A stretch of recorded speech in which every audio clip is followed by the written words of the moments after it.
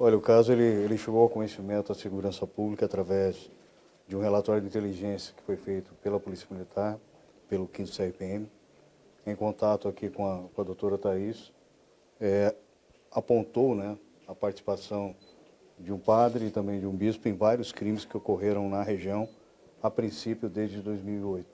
Então já foram localizadas, identificadas 7 vítimas do padre, que está preso, e também surgiu também uma vítima confirmada também do bispo que faleceu no ano de 2021. Então tudo isso está sendo trabalhado pela Polícia Judiciária, todas as pessoas foram identificadas, foram ouvidas as vítimas também. Alguns outros casos estão surgindo também, algumas outras situações relacionadas a essas pessoas estão sendo verificadas também pela Polícia Judiciária, dentre eles acidente de veículo, situação de estupro de vulnerável também em 2008. Então tudo isso está sendo verificado. Uma das vítimas, né, o padre, né, Gustavo, também relatou que depois da morte do bispo, ele trouxe o fato novamente a conhecimento da Igreja Católica, e tudo isso agora está sendo verificado do porquê, né, que esse fato só veio a conhecimento da segurança pela Polícia Civil e pela Polícia Militar, e agora o inquérito pela Polícia Civil, nessa data.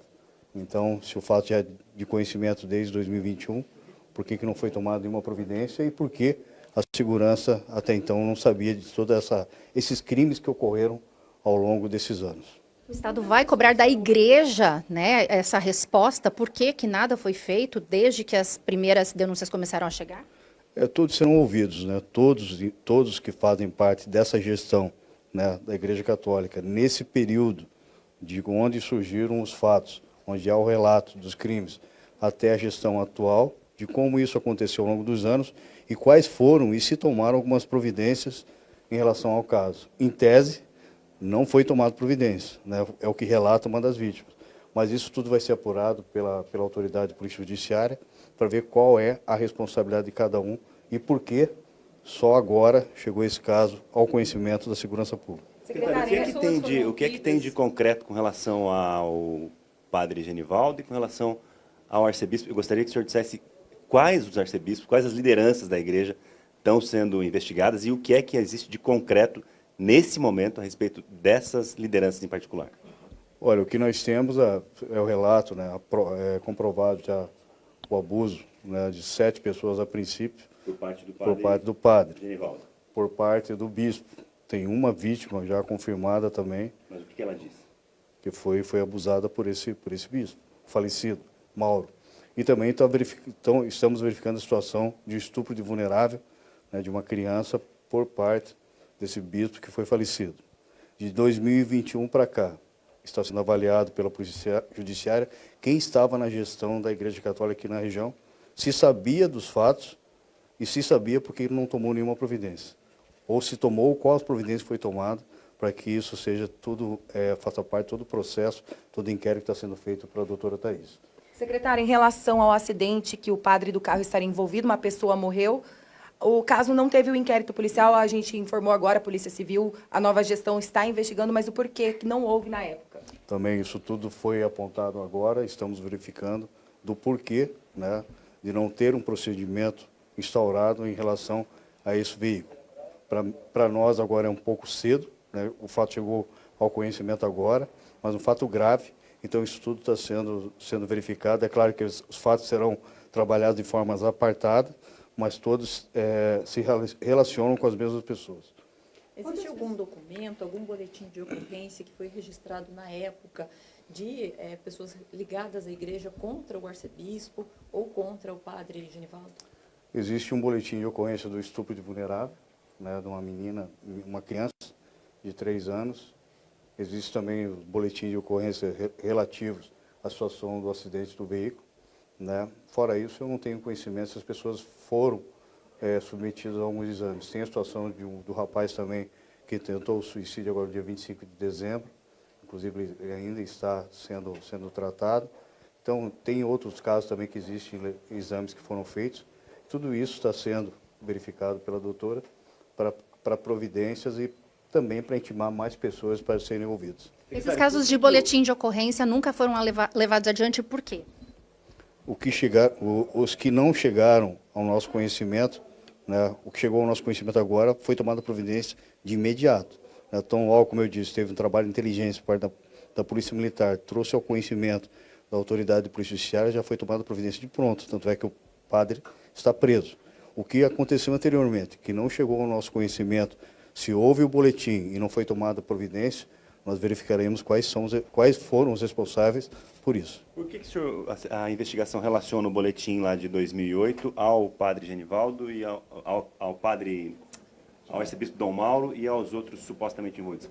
Qual a conexão que o boletim de imediato faz com os implicados aqui até agora? Porque em 2008, uma das vítimas, que é o padre, ele relata, inclusive ele tem um termo de acordo, né? Um acordo interno que fizeram, obviamente talvez tenha sido coagido à época pelo bispo que faleceu, e tudo isso está sendo levantado. Então isso é o início, né, de todo o processo. Ele está em prisão temporária. É possível reverter para preventiva isso, com tantos casos já surgindo? Sim, mas essa prisão ela dá conforto, né, para que a nossa delegada consiga trabalhar.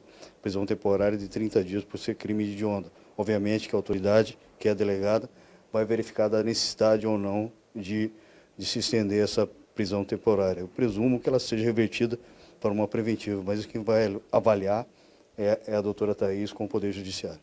Então, o total de vítimas são 7 até o momento, todos homens? Até o momento. Quantas pessoas fizeram? Até o momento, pelo que me consta, são 7 pessoas vítimas do padre, 2 pessoas, a princípio, vítima do bispo, sendo uma criança, e um outro jovem também que foi vítima desse bispo.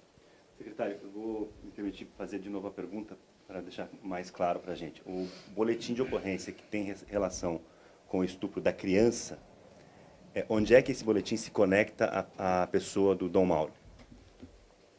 Ele está sendo acusado de ser a pessoa que cometeu esse abuso. Mas Estupro quem de acusa? Porque o vulnerável. boletim não descreve, não dá o nome dele. Mas a mãe fala isso para a doutora. No interrogatório? Isso.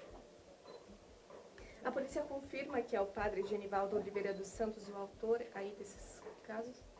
Sim, tudo leva a crer que sim, diante da declaração das vítimas e também dos responsáveis por uma dessas vítimas, alguma delas, à época, eram menores. Então, de acordo com a declaração dessas pessoas, e também com as pessoas que conviviam naquele ambiente, sim. Então, Nós estamos ao vivo aqui na RIC TV Record. O senhor pode confirmar mais uma vez o número de vítimas?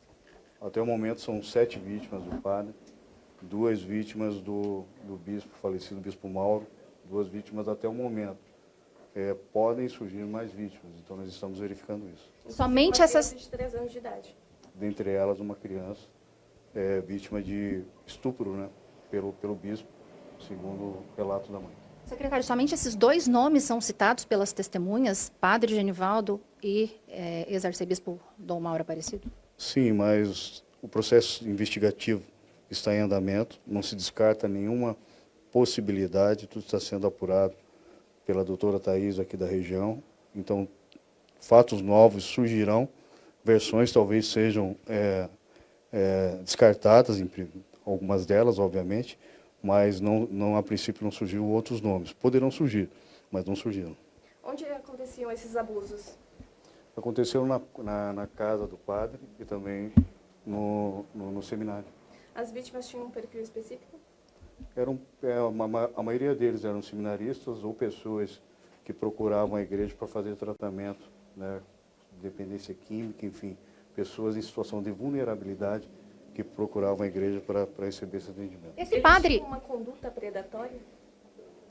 Não, é a questão ali que envolve o padre e o bispo, eles aliciavam essas pessoas oferecendo dinheiro, oferecendo comida, havia videogame no local onde eles eram abusados. São alguns dos relatos que foram trazidos aqui para a Polícia Judiciária. Mas quem pode falar mais a respeito é a delegada Thaís. Secretário, esse padre ele também atuava em clínica terapêutica e ele oferecia diversos tipos de tratamento. Isso também vai ser investigado pela polícia de alguma forma? Qual que era a formação dele, o que ele fazia? já está sendo investigado. Tanto é que um dos mandados, se não me engano, né, foi cumprido nessa suposta clínica. Então, toda essa conduta delituosa que era exercida por essa pessoa está sendo apurada, está sendo investigado, sim.